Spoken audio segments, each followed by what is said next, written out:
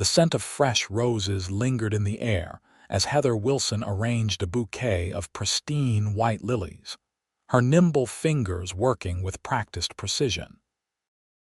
Bloomfield Florals had been quiet all morning until the bell above the door chimed, announcing the arrival of a delivery person with a familiar request slip. Another order from Zachary Reed. His name had become a fixture in her shop over the past 3 months, always ordering elaborate arrangements for various business associates, but never once stepping foot into her small but charming downtown florist shop. Another order from Mr. Reed, the delivery person announced, handing Heather the slip. He wants 24 red roses and a mix of seasonal blooms, says it's for a business dinner tonight.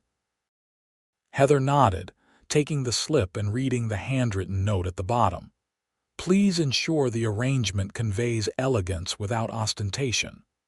She smiled. His requests were always specific, thoughtful even, as if the flowers were an extension of his business acumen. Tell him I'll have it ready by 4, she replied, already mentally selecting the perfect complementary blooms to accompany the roses.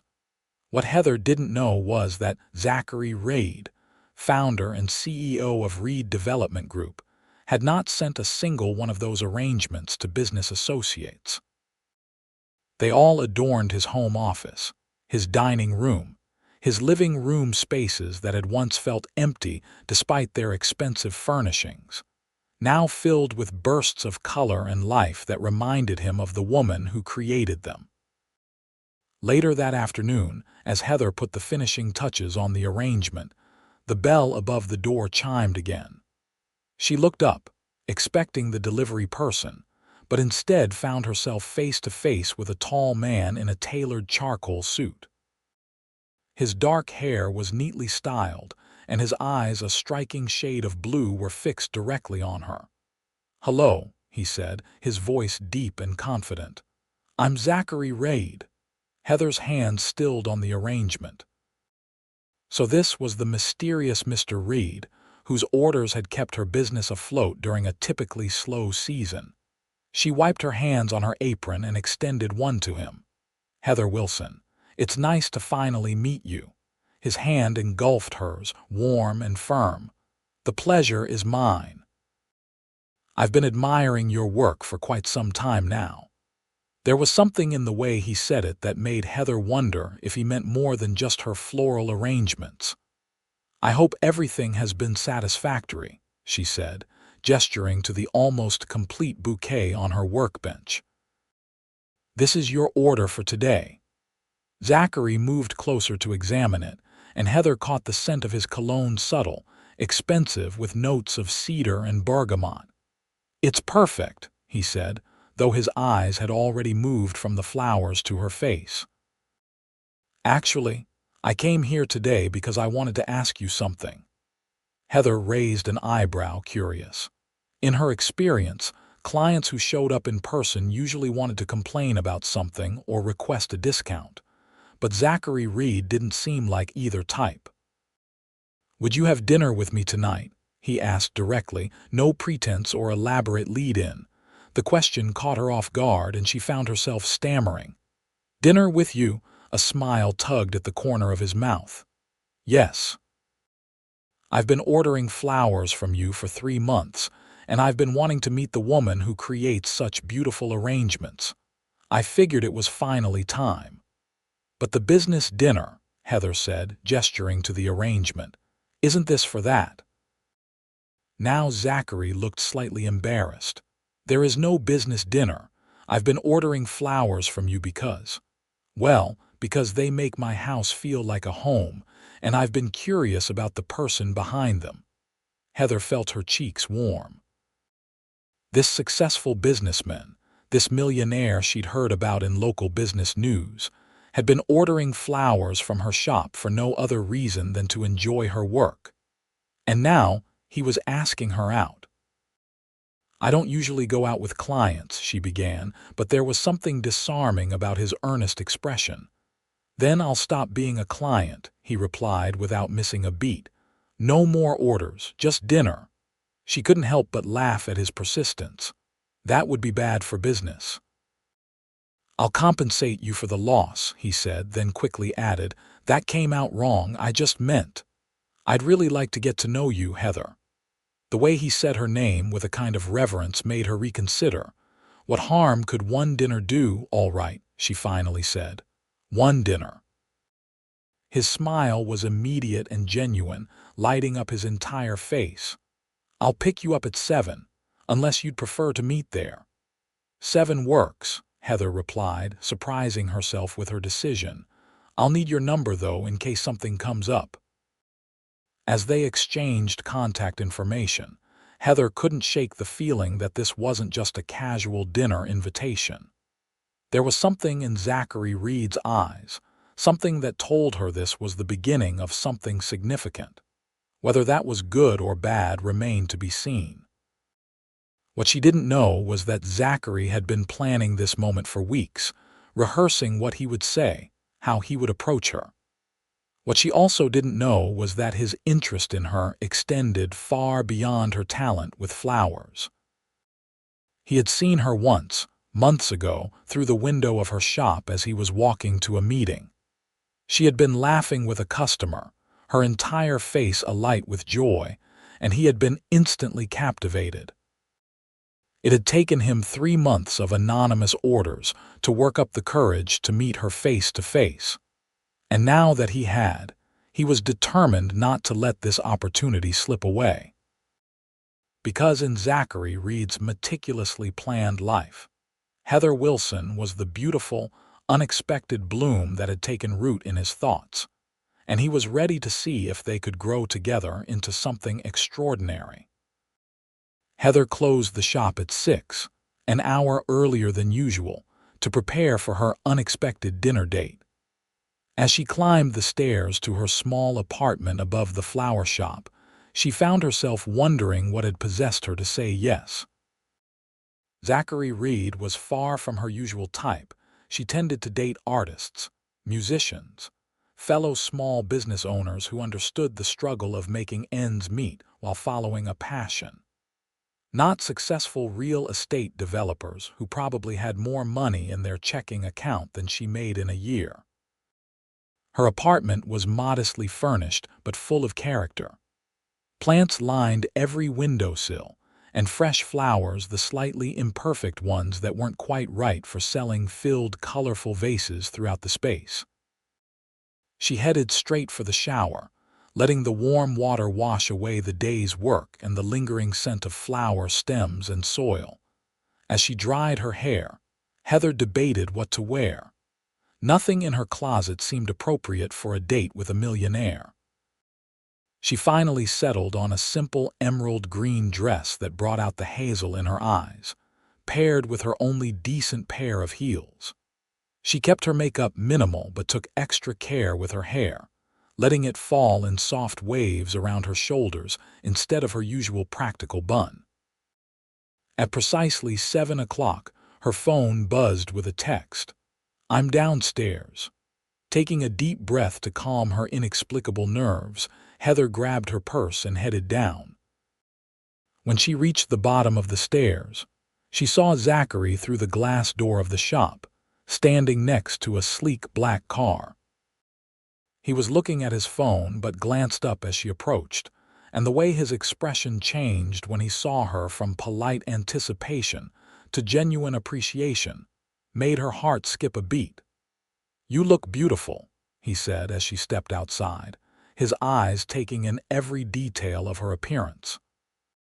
"Thank you," she replied, suddenly feeling self-conscious. "You clean up pretty well yourself." He smiled, opening the passenger door for her. "I hope you like Italian. I made reservations at Bella Not." Heather's eyes widened slightly. Bella Not was the most exclusive restaurant in the city, with a months-long waiting list. "How did you manage that on such short notice?" A hint of mischief appeared in his eyes. "I may have made the reservation a few weeks ago."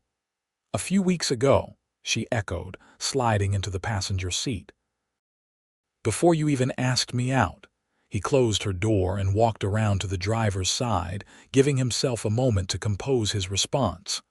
Once inside, he turned to her. "I've been planning to ask you out for a while. I just needed to work up the courage." The confession surprised her. "You needed courage. From what I've read about you, you've built an empire by taking risks." "Business risks are different," he said, starting the car. "I can calculate those, weigh the potential outcomes. This," he glanced at her, "is much more unpredictable." As they drove through the city, Heather found herself increasingly curious about this man who had been anonymously ordering flowers from her for months. "So all those arrangements, none of them were for business associates?" "No," he admitted. "They were all for me. My house always felt too perfect, designed rather than lived in. Your arrangements brought life to it." "And how did you find my shop in the first place?" she asked. "It's not exactly on the beaten path." Zachary hesitated, as if deciding how honest to be. "I saw you through the window one day. You were helping an elderly woman select flowers for her anniversary, and the way you listened to her, the care you took in creating exactly what she wanted. It stuck with me." Heather remembered the woman, Mrs. Fletcher, celebrating 50 years with her husband. "That was almost 4 months ago." 3 months and 26 days, he confirmed, then looked embarrassed at his precision. "I came back a few days later to introduce myself, but I lost my nerve. Sending an order seemed easier. And then you sent another." "And another," Heather said, beginning to understand. "And then it became a habit," he finished. "A highlight of my week, choosing what to order, imagining you creating it." They arrived at Bella Knot, where the maitre d' greeted Zachary by name and led them to a secluded table overlooking the city lights. The restaurant was as elegant as Heather had heard: soft lighting, crisp white tablecloths, a pianist playing quietly in the corner. Once they were seated and had ordered a bottle of wine, Zachary seemed to relax slightly. "So," he said, "tell me about yourself. How did you become a florist?" Heather took a sip of the wine, which was probably more expensive than any she'd ever tasted. "My grandmother was a florist. I used to spend summers helping in her shop. After college, I worked in marketing for a few years, but I was miserable. When my grandmother retired, I took over her shop. No regrets about leaving the corporate world behind." "None," she said firmly. "I make less money, but I'm happier. Every arrangement I create brings someone joy, marks a significant moment in their life. That matters more to me than a bigger paycheck." Zachary nodded thoughtfully. "I understand that. There's something satisfying about creating something tangible, something that impacts people's lives directly." "Is that why you went into development?" Heather asked. "To build things that impact lives?" A shadow crossed his face. "Originally, yes. I wanted to create spaces that brought communities together, that served a purpose beyond just making money." He took a drink of his wine.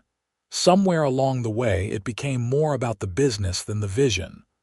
But that's changing." "I'm trying," he said. "My latest project is actually a revitalization of the old warehouse district.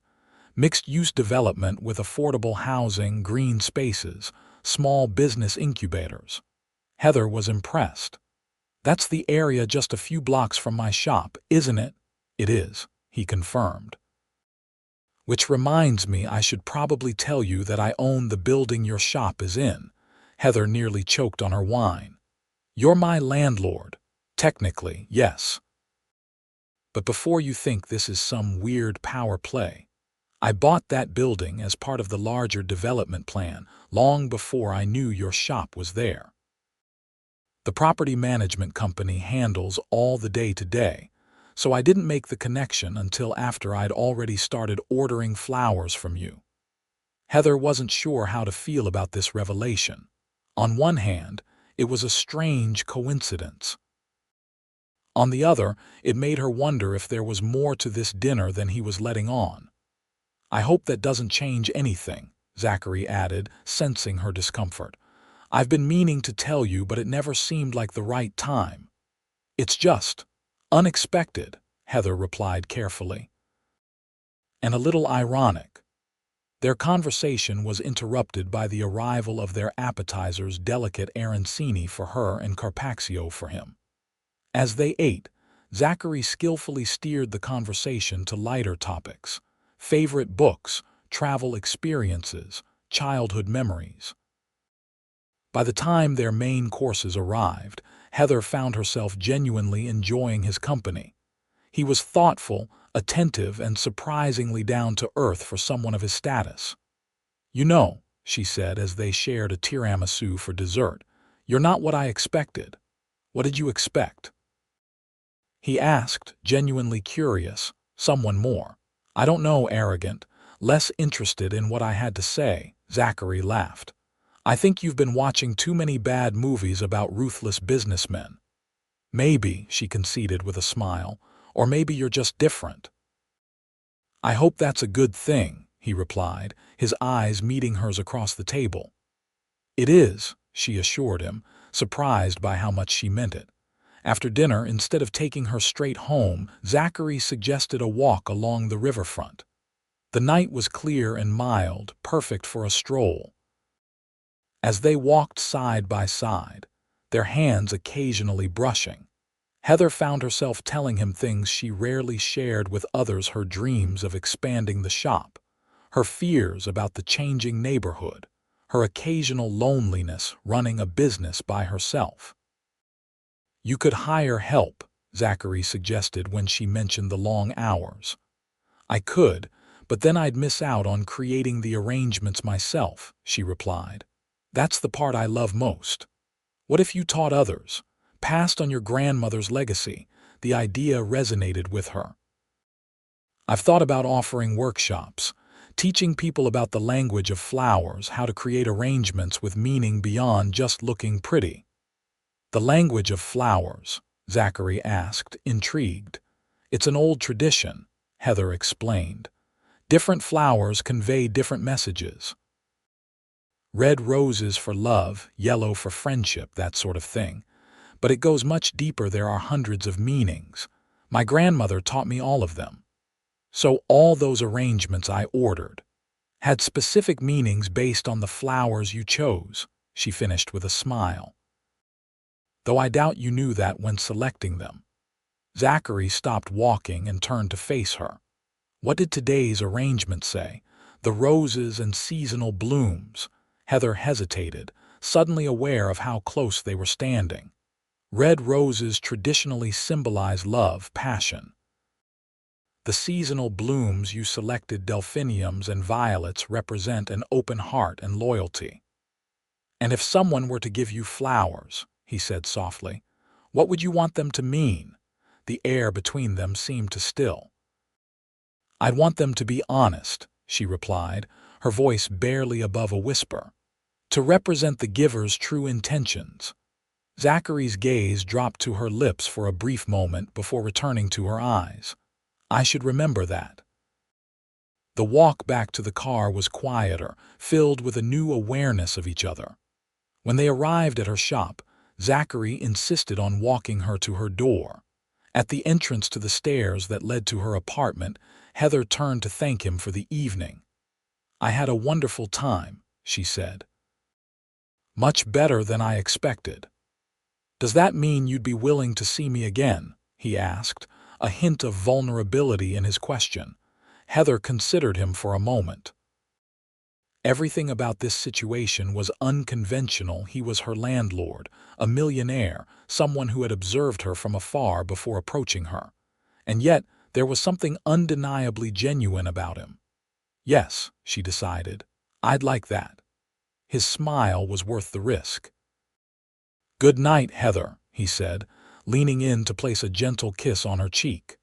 The brief contact sent an unexpected shiver through her. "Good night, Zachary," she replied, turning to unlock the door before he could see the effect he had on her. As she climbed the stairs to her apartment, Heather couldn't help but wonder if she was making a mistake. Zachary Reed lived in a world completely different from hers, What could possibly come of this? But as she drifted off to sleep that night, it wasn't doubts that filled her mind, but the memory of his smile, the warmth in his eyes when he looked at her, and the peculiar feeling that despite all their differences, something about them just seemed to fit. The following morning, Heather woke to the sound of her phone buzzing with a text message. Rubbing sleep from her eyes, she reached for it and saw Zachary's name on the screen. "Good morning. I can't stop thinking about last night. Are you free this weekend?" Heather couldn't help the smile that spread across her face. She had been thinking about him too, replaying their dinner conversation and the almost kiss by her door. Before she could overthink it, she typed back, "I'm free Saturday evening. Shop closes at 6. His response was immediate. "Perfect.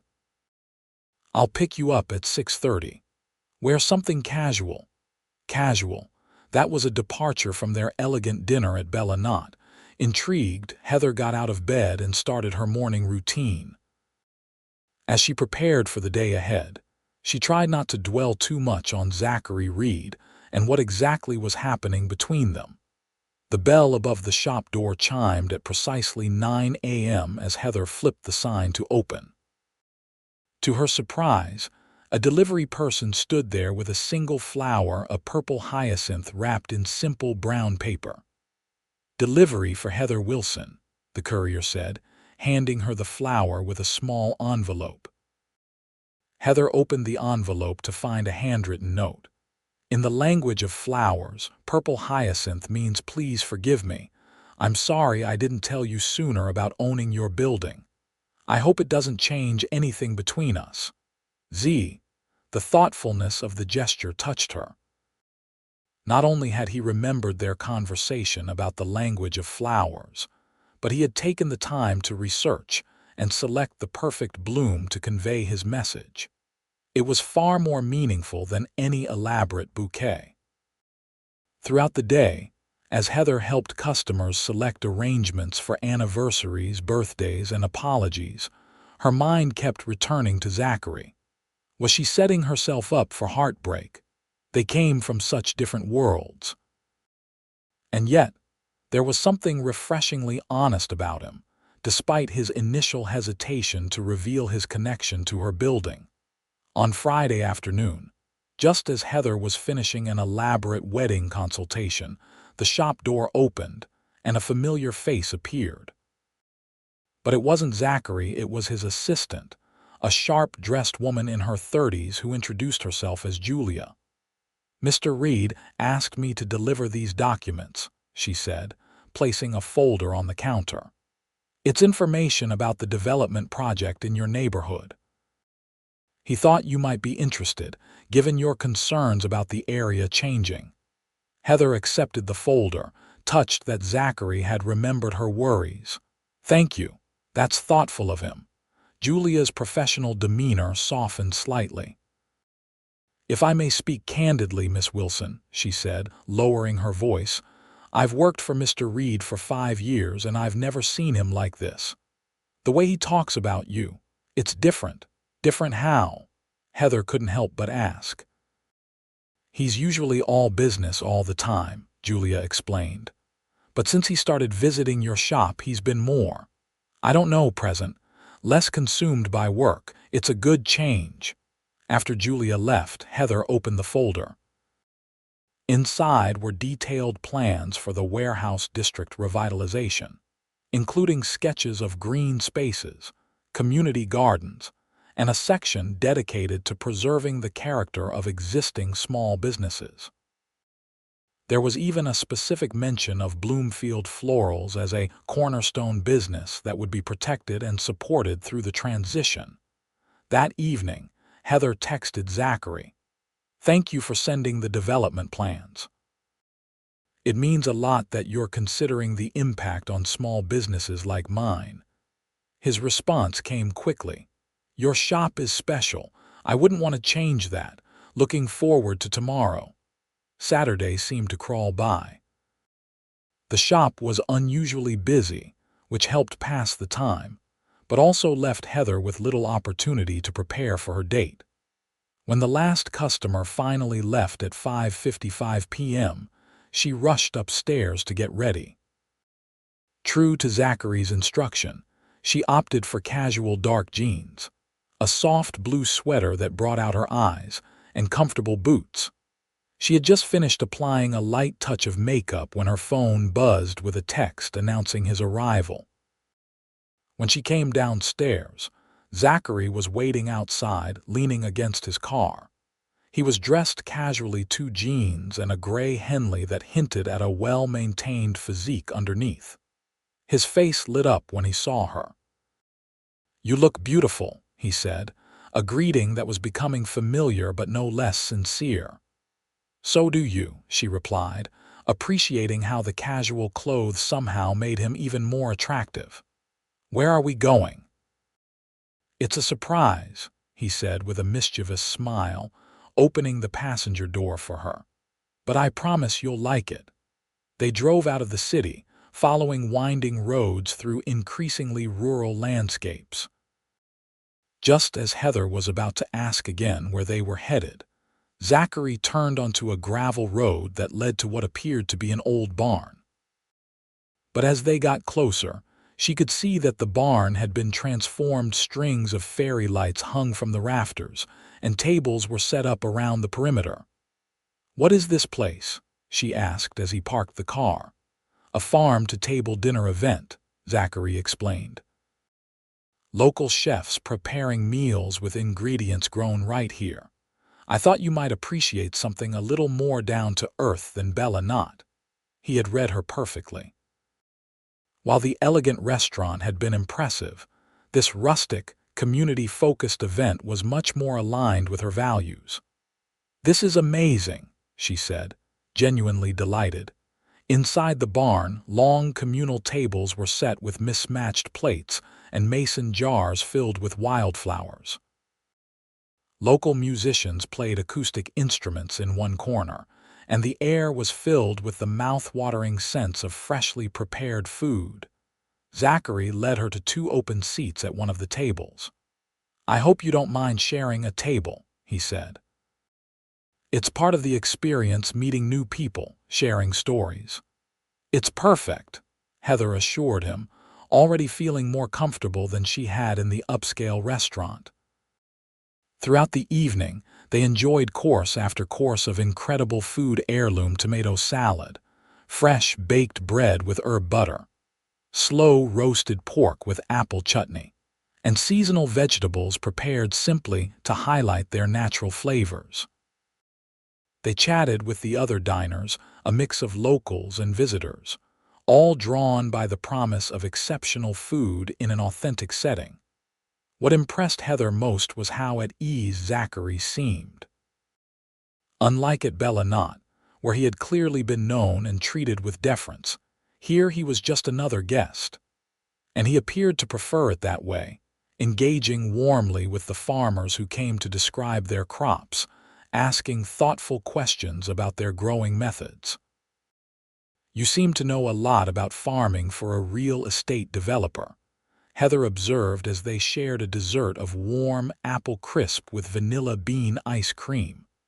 "My grandparents had a small farm in Vermont," he explained. "I spent summers there as a kid, helping with the harvest. It's where I learned the value of creating something with your own hands." "Is that what drew you to development? Building things?" "Partly," he admitted, "though the corporate world has a way of distancing you from the actual creation. That's what I'm trying to get back to with the Warehouse District project, being involved in something that matters, that improves people's lives rather than just making money." As the evening progressed, the musicians invited people to dance in a cleared area near their stage. Couples of all ages took to the floor, swaying to the gentle folk music. "Would you like to dance?" Zachary asked, extending his hand to Heather. She hesitated only briefly before taking it. "I should warn you, I'm not very good." "Neither am I," he confessed with a grin. "We can be terrible together." But as he led her to the dance floor and pulled her gently into his arms, Heather discovered that he moved with the same confidence he displayed in everything else. One hand rested lightly on her waist, the other holding hers, guiding her through the simple steps. "You lied," she accused softly. "You're actually quite good at this." "Business school," he explained with a wry smile. "They made us take ballroom dancing lessons for networking events, said it was an essential skill for closing deals." "And did it help with the deals?" "Not particularly," he laughed. "But I'm finding it has other advantages." As they danced, the space between them gradually diminished until Heather found herself close enough to rest her head against his chest. She could hear his heartbeat, steady and strong, and feel the warmth of him through his shirt. It felt natural, being in his arms like this, as if they had done this 100 times before. When the music finally ended, neither moved immediately to separate. Zachary looked down at her, his expression unguarded and tender in a way she hadn't seen before. "Thank you for coming with me tonight," he said softly. "Thank you for bringing me," she replied. "This was perfect." The drive back to the city was companionable, filled with easy conversation about the evening, the food, the people they had met. When they reached her shop, Zachary walked her to her door as he had before. "I'd like to see you again," he said, standing close enough that she could feel the heat radiating from his body. "Maybe you could come to my place next time. I could cook for you." "You cook?" Heather asked, surprised. "Another skill from my farm days," he confirmed with a smile. "Nothing fancy, but I make a mean pasta primavera." "I'd like that," she said, meaning it. This time when he leaned in, it wasn't for a kiss on the cheek. His lips met hers softly, questioning at first, then with growing confidence as she responded. His hand came up to cup her face, thumb gently stroking her cheekbone as the kiss deepened. When they finally pulled apart, both were slightly breathless. "I've been wanting to do that since the moment I walked into your shop," Zachary admitted, his voice husky. "I'm glad you waited," Heather replied. "It was worth it." With a final gentle kiss, he bid her good night. As Heather watched him drive away, she knew she was falling for him faster and harder than she had ever expected. And what surprised her most was how right it felt. Despite all the reasons it shouldn't over the next few weeks, Heather and Zachary's relationship blossomed like one of her carefully cultivated arrangements. They saw each other whenever their busy schedules allowed dinners at his spacious penthouse overlooking the city, where he made good on his promise to cook for her. Quiet evenings at her cozy apartment above the shop, where they talked for hours about everything and nothing. Impromptu lunch dates when he would surprise her at the shop with takeout from her favorite places. Each encounter revealed new layers to him that intrigued her further. He was complex-driven and ambitious in his business life, but thoughtful and surprisingly vulnerable in his personal one. He spoke of his parents' divorce when he was young, his father's emotional distance, his determination to prove himself through success. And he listened, really listened. When she shared her own stories, her parents' early death in a car accident, being raised by her grandmother, her struggle to keep the flower shop afloat during economic downturns. 3 weeks after their first date, Zachary invited Heather to accompany him to a charity gala for urban green spaces, a cause they both cared about. It would be their first public appearance together in his world, and Heather felt a flutter of nervousness at the prospect. "What if I embarrass you?" she asked as they discussed it over dinner at her apartment. "I don't know the first thing about these high society events." "You could never embarrass me," he assured her, taking her hand across the small kitchen table. "Besides, most of these events are incredibly dull. Having you there will make it bearable." "So I'm your entertainment for the evening," she teased. "You're my date," he corrected, bringing her hand to his lips.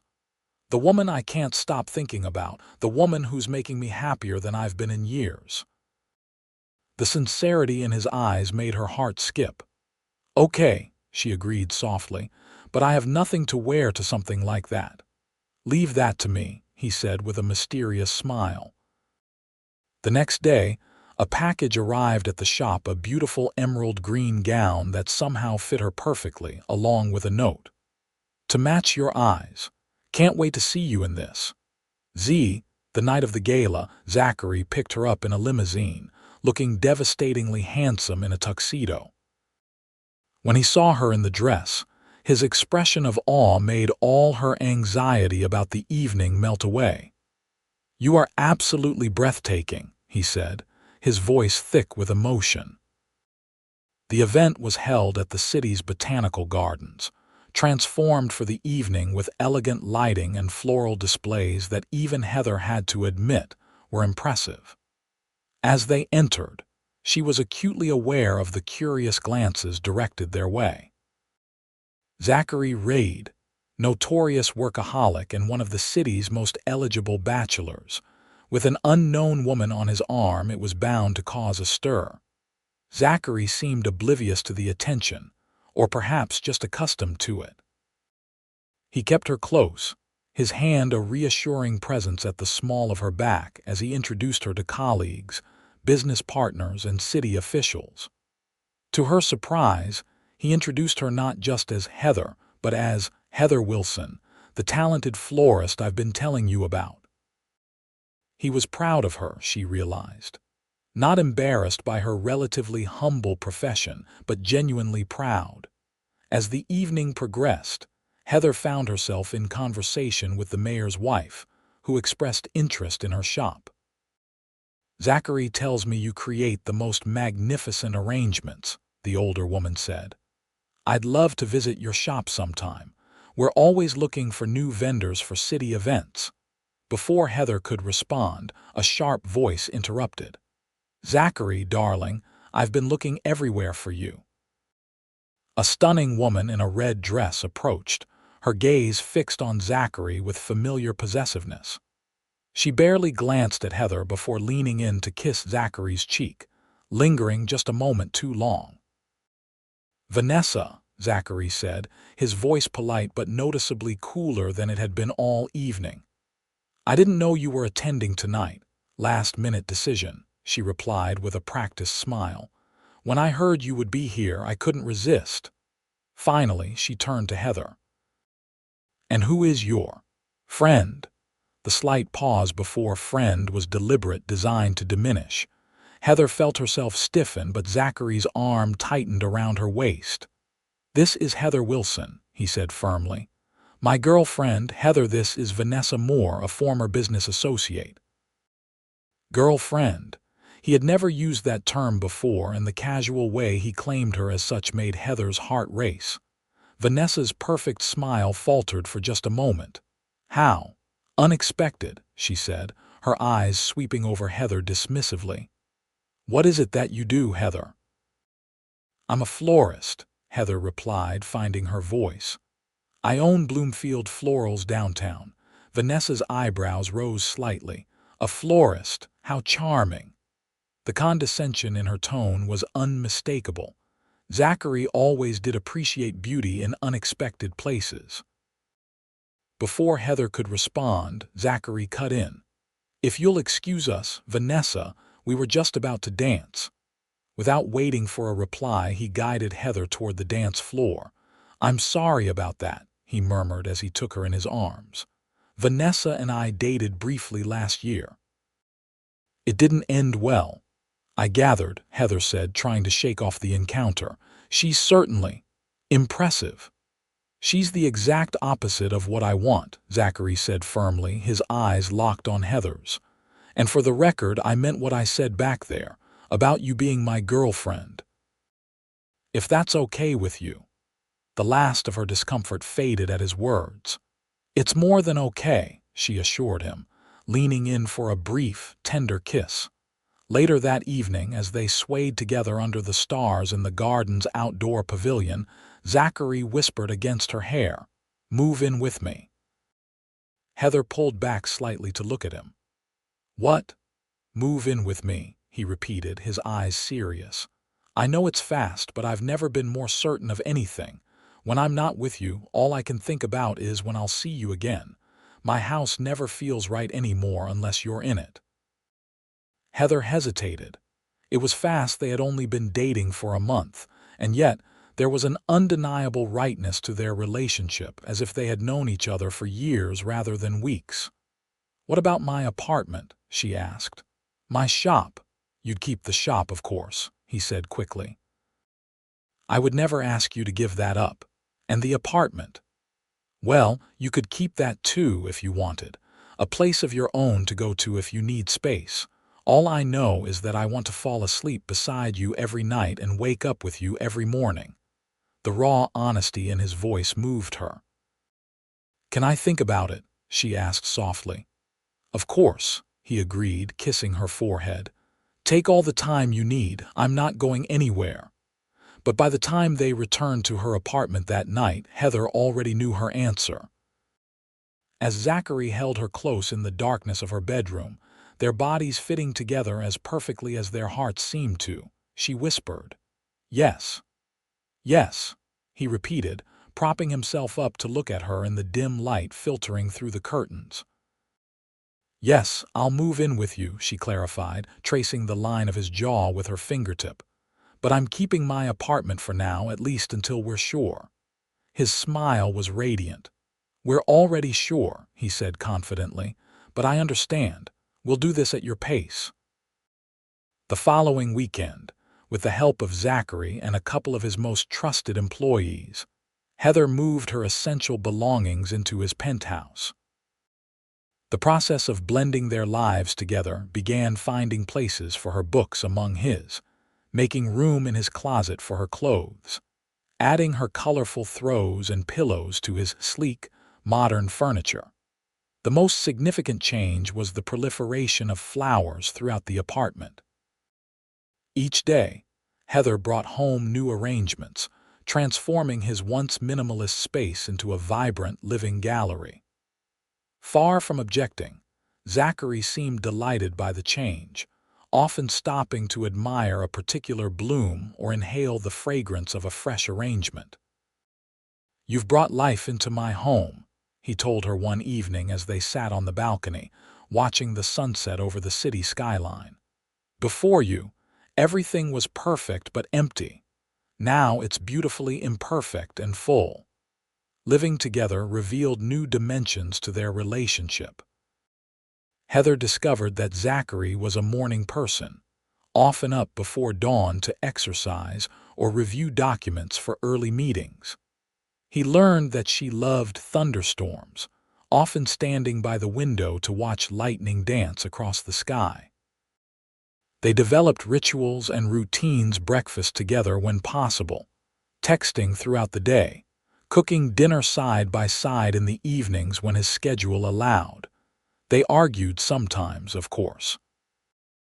Zachary's workaholic tendencies occasionally resurfaced, leading to missed dinners or distracted conversations. Heather's independent streak made her resistant to some of the luxuries he took for granted: the cleaning service, the personal shopper, the car service he insisted on when she worked late. But they were learning, adapting, finding a balance that honored both their needs. 2 months into their cohabitation, Zachary invited Heather to accompany him to Vermont for a weekend. "I want to show you my grandparents' farm," he explained. "It's where I spent the happiest parts of my childhood." The farm was no longer in his family. His grandfather had sold it years ago, when the work became too much for him. But Zachary had maintained a relationship with the new owners, who welcomed them warmly.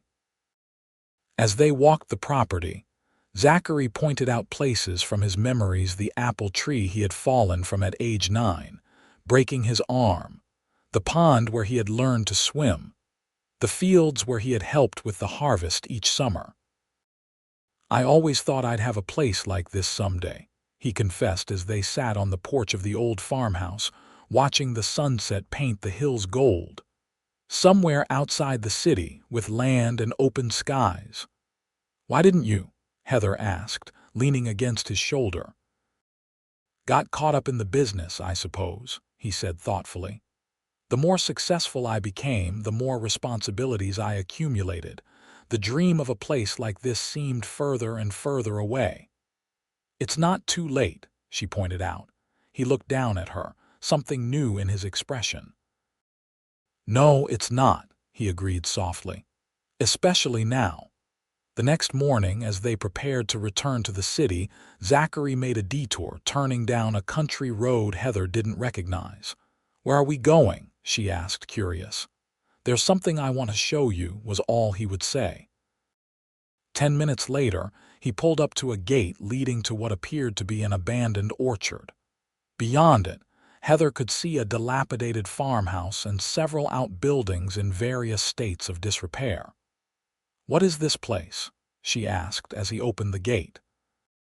"It's for sale," he said simply, taking her hand as they walked up the overgrown drive. "Has been for years. No one wants to take on a restoration project this big."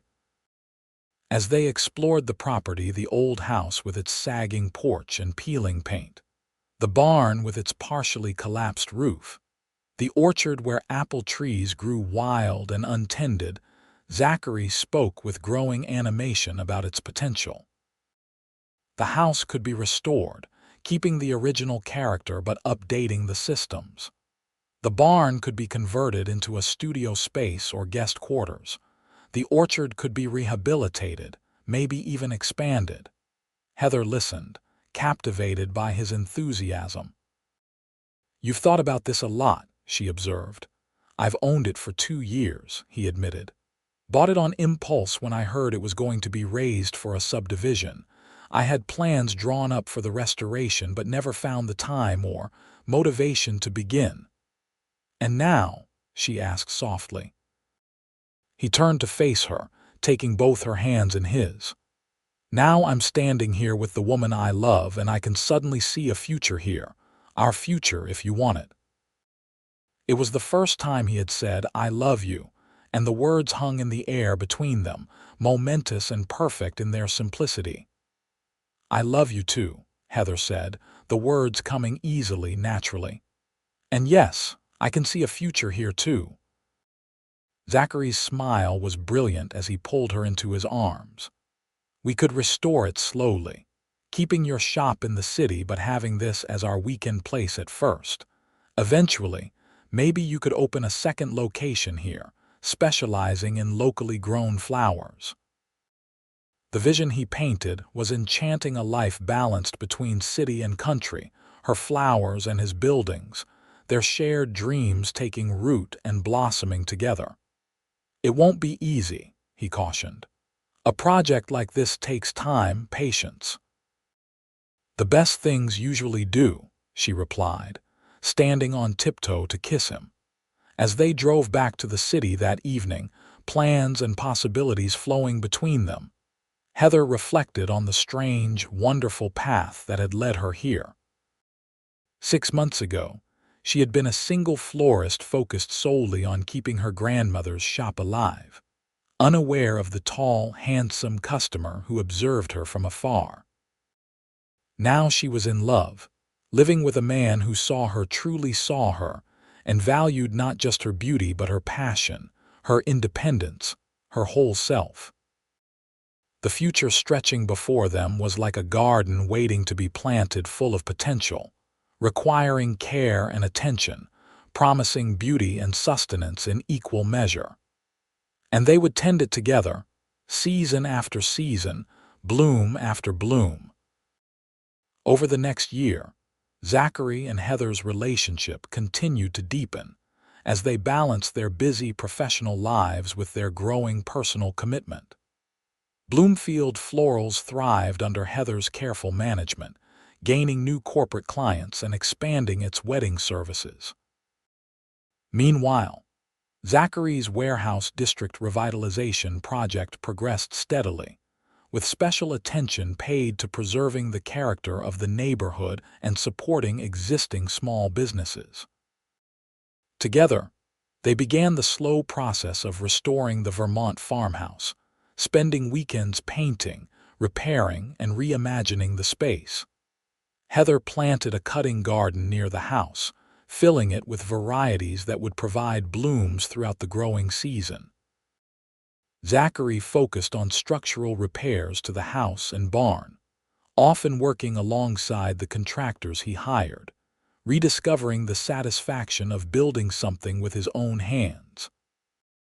As winter turned to spring and then to summer, they established a rhythm: weekdays in the city, immersed in their respective work, weekends in Vermont, creating their shared sanctuary. The farmhouse gradually transformed from a neglected relic to a warm, inviting home that reflected both their tastes: his clean, architectural sensibility softened by her love of color and organic forms.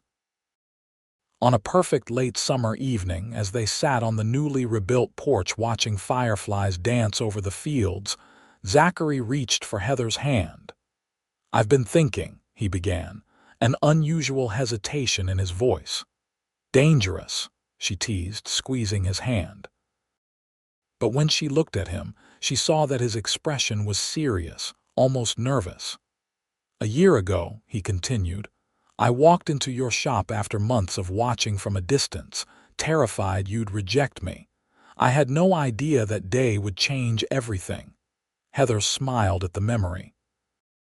"You ordered 24 red roses with seasonal blooms for a fake business dinner." "Best lie I ever told," he admitted with a grin. Then his expression grew earnest again. "You've transformed my life, Heather. Before you, I was successful but empty, focused on building things but missing the point of what makes a life worth living." "And what's that?" she asked softly, sensing that this conversation was leading somewhere important. "Love," he said simply. "Connection, purpose beyond profit. You've given me all of that and more." He released her hand and reached into his pocket, retrieving a small velvet box. Heather's breath caught as he moved from the chair to one knee before her. "I had a whole speech planned," he said, a hint of self-deprecation in his smile. "But now that the moment's here, all I want to say is that I love you more than I ever thought possible. You're the heart of every home we share, the beauty in every day. Will you marry me, Heather Wilson?" He opened the box to reveal a ring, not the ostentatious diamond she might have expected from someone of his wealth, but a delicate vintage design featuring a central emerald surrounded by small diamonds, reminiscent of a flower in bloom. Tears filled Heather's eyes as she looked from the ring to the man kneeling before her, this complex, caring man who had once been just a name on an order form. "Yes," she whispered, then louder. "Yes, Zachary Reed, I will marry you." His hands trembled slightly as he slipped the ring onto her finger, then rose to pull her into his arms. Their kiss was tender at first, then deepened with the promise of their future together. "The ring is perfect," she said when they finally parted. "How did you know?" "I pay attention," he replied, brushing a strand of hair from her face. "You always gravitate toward vintage pieces, and you once mentioned that diamonds alone seemed a bit unimaginative. The emerald matches my eyes," she finished, remembering his note with the gala dress. "You're very good at details, Mr. Reed." "Only the ones that matter, future Mrs. Reed," he said, kissing her again. "Or will you keep Wilson? I'm fine either way." "I haven't decided yet," she admitted. "Maybe Wilson Reed, a blend like everything else in our life together." They spent the rest of the evening discussing possibilities for their wedding, a small ceremony here at the farm, perhaps, when the restoration was further along and the gardens in full bloom. Neither wanted anything elaborate or showy, preferring to focus on the meaning of the day rather than its spectacle. As they planned, a new dimension of their future began to take shape, not just as husband and wife, but potentially as parents someday. It was Zachary who brought it up, hesitantly at first.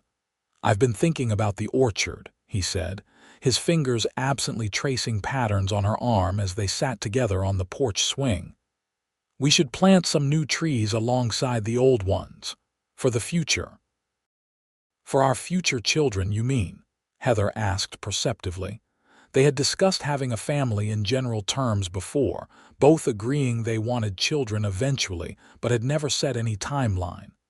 Yes, he acknowledged. I'd like to think of them climbing these trees someday, picking apples, experiencing the kind of childhood I had here. But better, because they'd have two parents who love each other and them. The image warmed her children with Zachary's blue eyes and determined nature, running through these fields, helping in the garden, learning the language of flowers from her as she had from her grandmother. I'd like that too, she said softly. Not immediately, but soon, maybe. He nodded, pulling her closer. We have time. First the wedding, then finishing the house, then we can start working on filling it with little Reeds, or Wilson Reeds. The news of their engagement spread quickly among their friends and colleagues.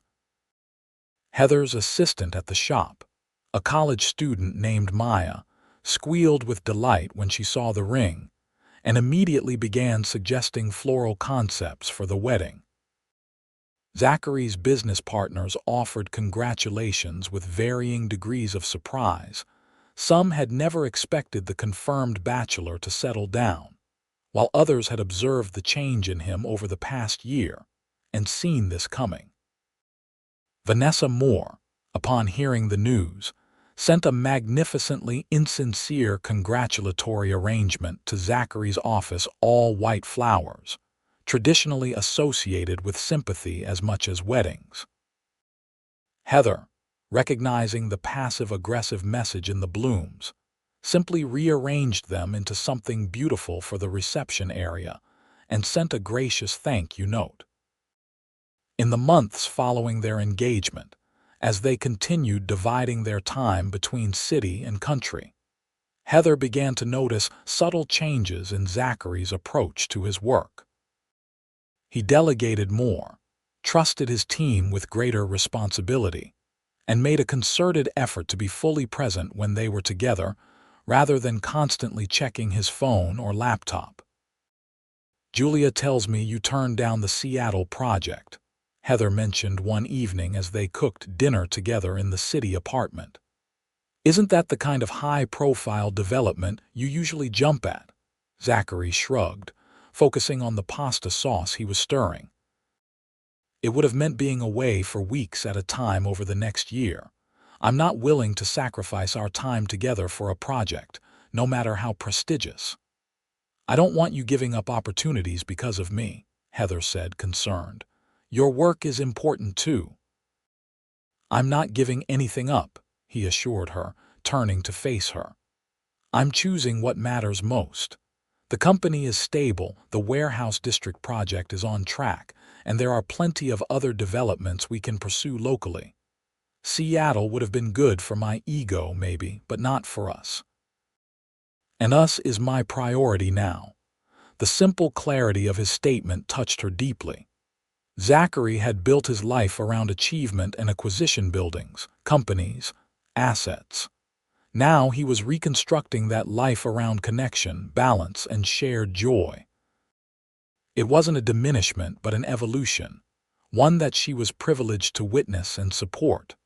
As winter approached again, they finalized plans for a spring wedding at the farm.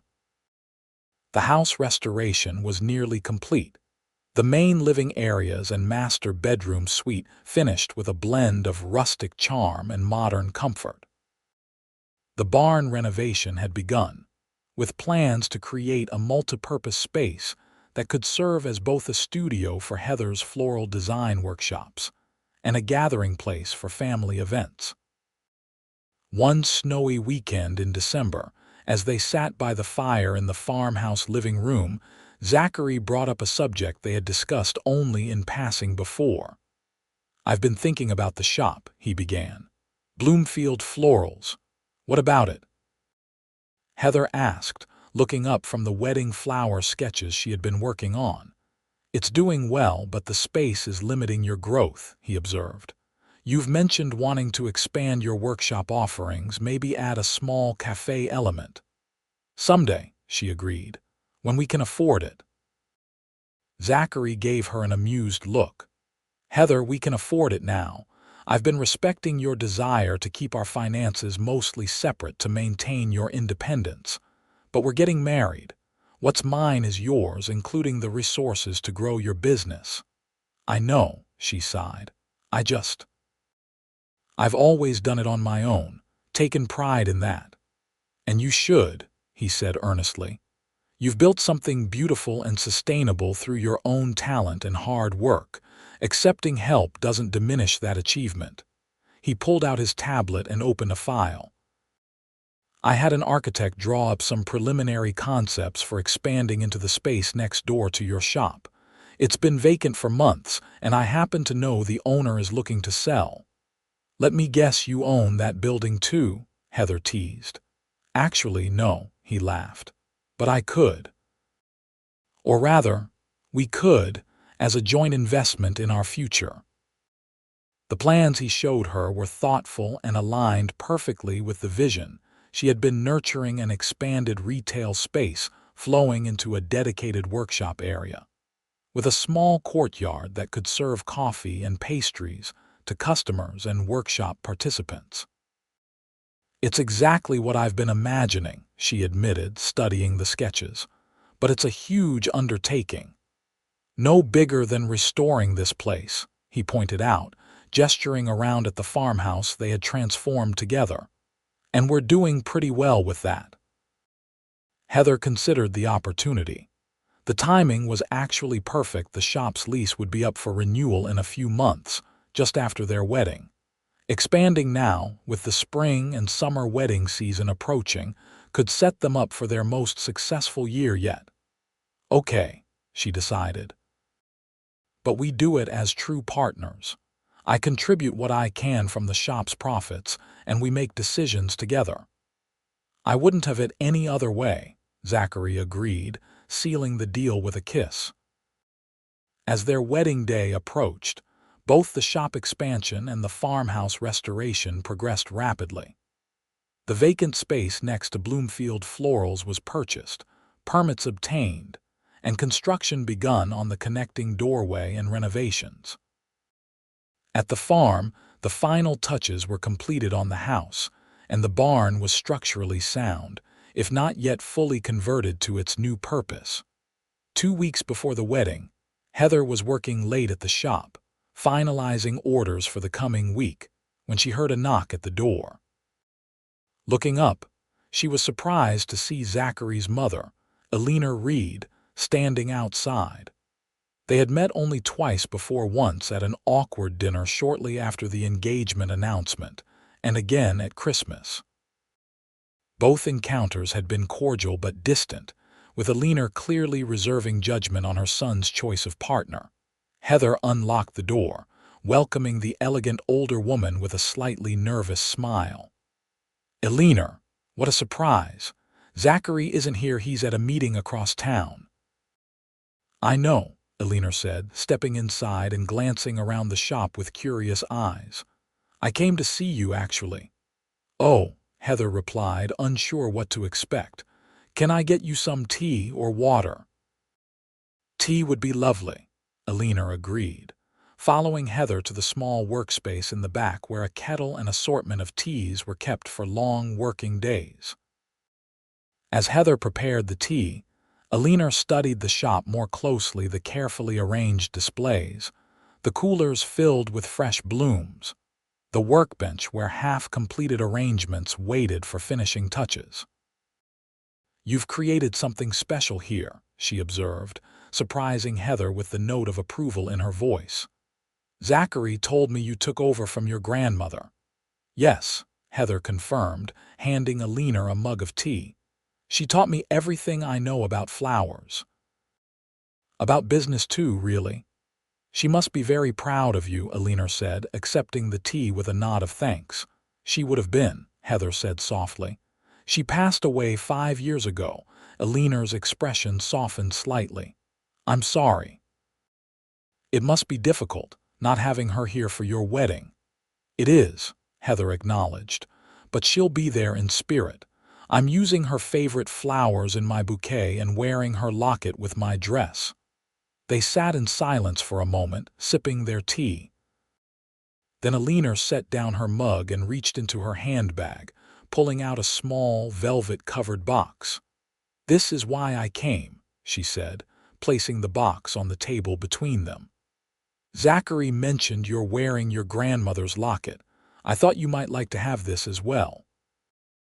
Heather opened the box to find a delicate pair of pearl earrings with small diamond accents. "They're beautiful," she breathed. "They were my grandmother's," Alina explained. "I wore them at my wedding and I'd like you to have them for yours. Something old and something borrowed if you wish to return them someday, or something old and something given if you'd prefer to keep them in your new family." The gesture was unexpected and deeply touching. "Thank you," Heather said sincerely. "I'd be honored to wear them." Alina nodded, a hint of emotion breaking through her typically reserved demeanor. "I know I haven't been entirely welcoming," she admitted. "Zachary is my only child and I've always been protective, perhaps overly so." "I understand," Heather assured her. "You want the best for him." "I do," Alina agreed. "And I've come to see that you are that, the best for him. He's different with you, happier, more balanced. His father was like that too before the business consumed him." She paused, looking directly at Heather. "Don't let that happen to Zachary. Help him remember what matters." "I will," Heather promised. "We're learning that together." When Zachary arrived at the shop an hour later to pick up Heather, he found her and his mother sitting together, looking through a photo album of Heather's grandmother's original shop from the 1970s. The sight of them, heads bent together in conversation, a tentative warmth between them, filled him with quiet joy. Another piece falling into place, another connection strengthening the foundation they were building together. The day of their wedding dawned clear and mild, perfect weather for the outdoor ceremony they had planned in the orchard. The old apple trees, just beginning to blossom, created a natural cathedral, their gnarled branches reaching toward the sky like benevolent guardians watching over the proceedings. In the farmhouse, Heather prepared with the help of Maya and her closest friend from college, Sarah. Her dress was simple but elegant, a flowing ivory sheath with delicate floral embroidery at the hem and sleeves. Her grandmother's locket hung around her neck, and Alina's pearl earrings adorned her ears. Her bouquet, which she had designed herself, featured her grandmother's favorite peonies alongside fragrant garden roses and sprigs of apple blossom from the orchard. Downstairs, Zachary welcomed the small gathering of guests, close friends, trusted colleagues, and family members from both sides. The ceremony would be intimate, with only about 50 people in attendance, followed by a reception in and around the newly renovated barn. When it was time, Heather walked alone through the orchard path, preferring to give herself away rather than substitute someone for the father she had lost so many years ago. As she approached and saw Zachary waiting beneath an arch of flowers and branches, his face alight with love and wonder, she knew with absolute certainty that every step of her journey had been leading her here, to this moment, to this man. The ceremony was brief but deeply personal, with vows they had written themselves. Zachary spoke of finding home in her presence, of the way she had taught him to see beauty in imperfection, of his promise to nurture their love with the same care she gave to her flowers. Heather promised to be his partner in all things, to remind him of what mattered when work threatened to overwhelm, to create with him a life as rich and vibrant as the gardens they would tend together. When the officiant pronounced them husband and wife, Zachary's kiss was tender yet passionate, a perfect balance of restraint and promise that made Heather blush and their guests cheer appreciatively. The celebration that followed was as warm and inviting as they had hoped. Excellent food, prepared by a local chef using ingredients from neighboring farms.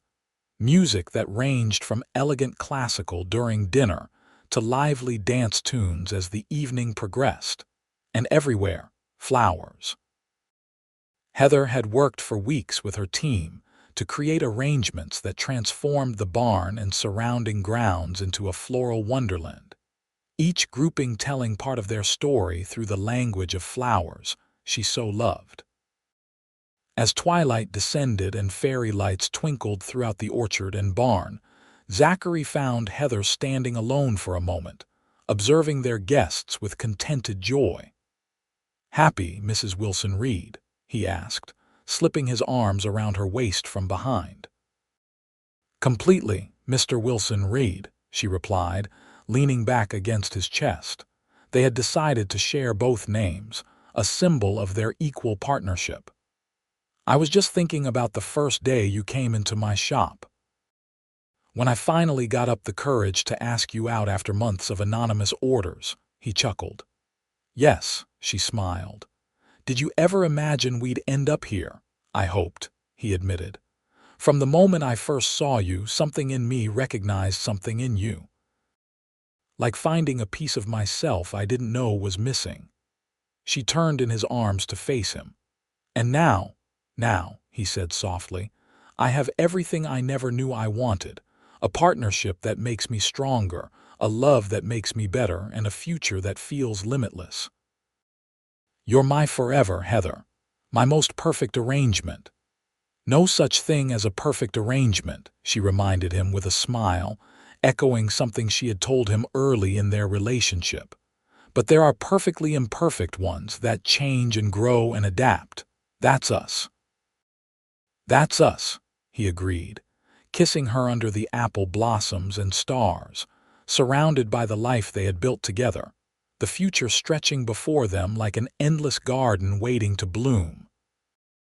In the years that followed, Zachary and Heather's life together continued to flourish, much like the gardens they tenderly cultivated at their farmhouse.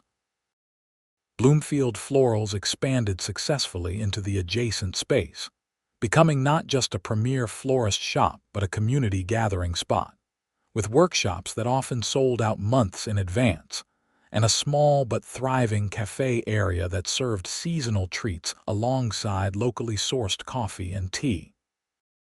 The Warehouse District Revitalization Project was completed to widespread acclaim, setting a new standard for responsible urban development that respected existing communities while creating opportunities for growth. Zachary's company shifted its focus increasingly toward sustainable projects, with Heather's influence evident in the emphasis on green spaces and community gardens incorporated into every development. They divided their time between their city apartment and the farmhouse, gradually spending more weeks in Vermont as they adjusted their professional responsibilities to allow for a more balanced life. Zachary established a remote office at the farm, reducing his need to be physically present in the city. Heather trained Maya to manage the shop's daily operations, freeing her to focus on special projects and the creative direction of the business. 2 years after their wedding, on a warm summer evening much like the one when Zachary had proposed, they sat together on the porch swing, watching the sunset paint the sky in shades of pink and gold. Heather had been unusually quiet all day, a secretive smile playing at the corners of her mouth whenever Zachary caught her eye. "All right," he finally said, giving her a gentle nudge. "What are you not telling me? You've been practically glowing with some secret all day." Heather's smile widened as she took his hand and placed it gently on her still flat stomach. "I wasn't sure until yesterday," she said softly, "but it's confirmed. We're having a baby." Zachary's expression transformed from confusion to wonder to ecstatic joy in the span of seconds. "A baby," he repeated, his voice thick with emotion. "We're going to be parents," Heather nodded, her own eyes filling with happy tears as he gathered her into his arms, his shoulders shaking slightly as he processed the news. "When?" he asked, pulling back to look at her, his hand still cradling her face as if she were the most precious thing in the world. "February," she replied. "A winter baby. Perfect timing," he declared. "The quiet season for both our businesses. And next spring, we can plant a special tree for the baby, right here on the farm." They spent the evening in a bubble of joyful planning, discussing nursery ideas, debating names, imagining their child growing up between city and country, surrounded by nature and art, and the love of their extended family of friends and relations. The pregnancy progressed smoothly, with Heather maintaining her work at the shop through the fall, gradually reducing her hours as winter approached. Zachary became endearingly protective, ensuring she rested regularly, ate well, and avoided anything too strenuous. His attention to detail, usually focused on building specifications and contract clauses, redirected fully to creating the perfect environment for his wife and unborn child. In February, as a gentle snow fell outside the windows of the hospital, Hannah Eleanor Reed was born, a perfect, pink-cheeked daughter with a dusting of dark hair, and when she briefly opened them, eyes that promised to be as hazel as her mother's. Zachary, holding his daughter for the first time, experienced a love so profound, it nearly overwhelmed him, different from but equal to what he felt for Heather. A new dimension of his heart opening to this tiny person who had his nose and her mother's determined chin. "She's perfect," he whispered, carefully returning the swaddled infant to Heather's arms. "You're perfect. Thank you for our family." "Our perfectly imperfect arrangement," Heather reminded him with a tired smile, leaning back against the pillows as she gazed at their daughter. Life with a newborn was a joyful chaos neither of them had fully anticipated. Sleepless nights, the constant wonder of watching Hannah discover the world, the recalibration of their relationship to include this new, demanding presence, it was exhausting and exhilarating in equal measure. They adjusted their work schedules, with Zachary taking a more active role in childcare than either of them had expected, discovering a natural affinity for fatherhood that surprised and delighted them both. As Hannah grew from infant to toddler, the pattern of their lives evolved again.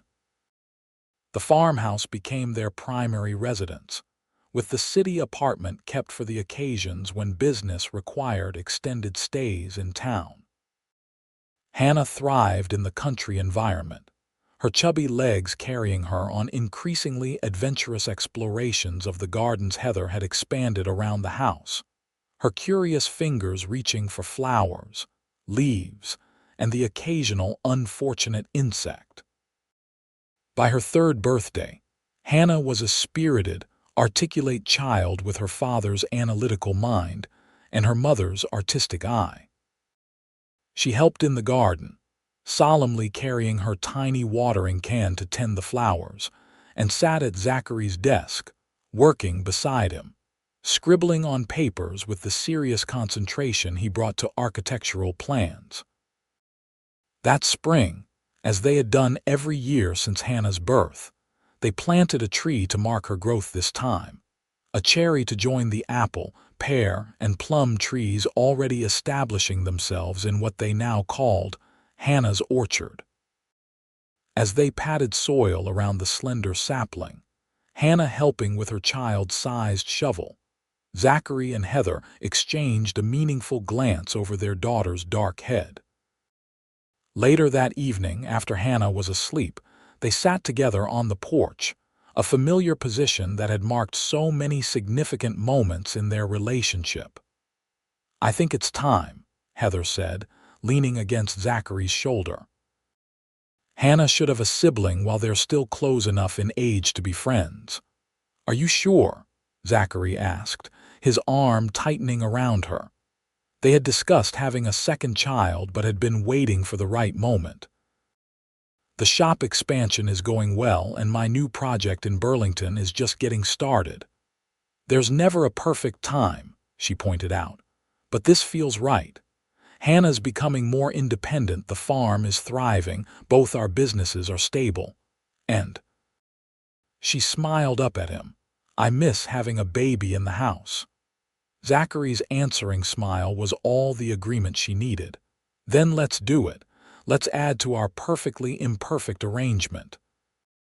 7 months later, they received unexpected news during a routine ultrasound, not one heartbeat accompanying Heather's, but two.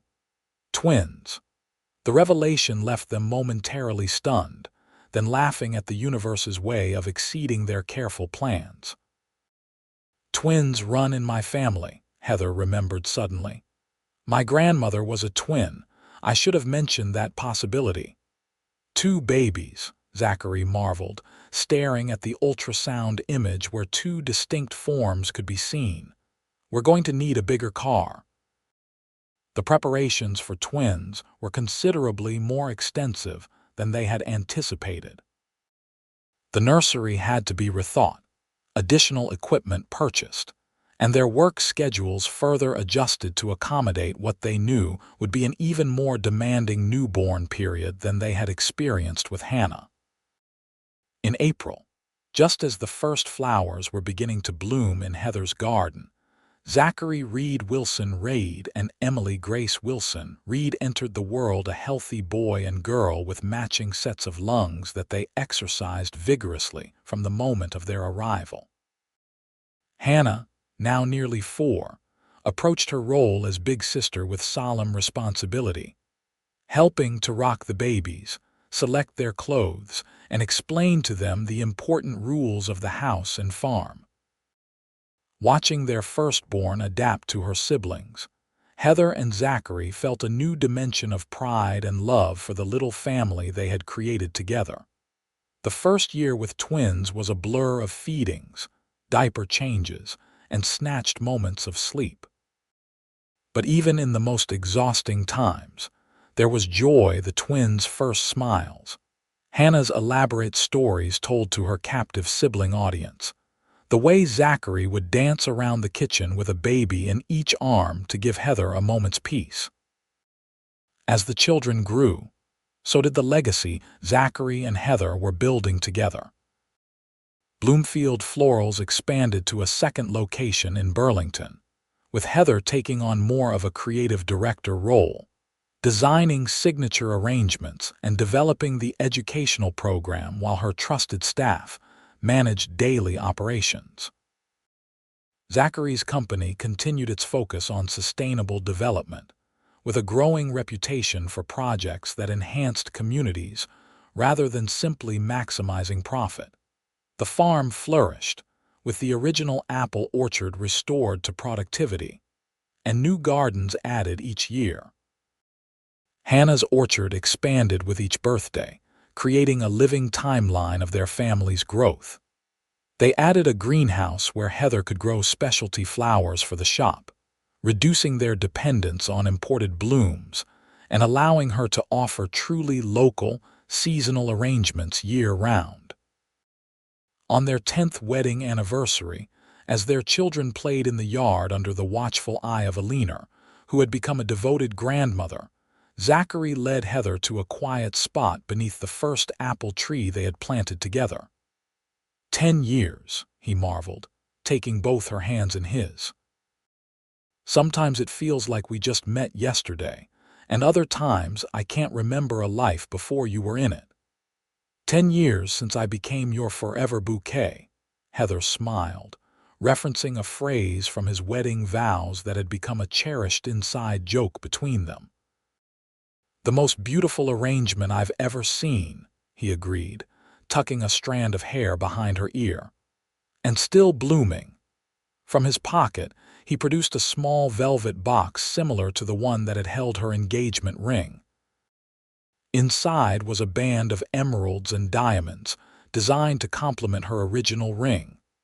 For 10 years of growth, beauty, and love beyond anything I could have imagined, he said, slipping it onto her finger beside her wedding band. and for all the years to come. Heather's eyes filled with tears as she admired the ring, then reached into her own pocket. "Great minds," she laughed, producing a box of her own. Inside was a watch with a simple inscription on the back. "Time has never been more precious than the moments spent with you." As they embraced beneath the apple tree, the sound of their children's laughter carried on the spring breeze, a joyful reminder of all they had created together. From a simple flower shop encounter to a life overflowing with love, their story had bloomed into something more beautiful than either could have imagined. Not a perfect arrangement, but a perfectly imperfect one, growing stronger and more vibrant with each passing season.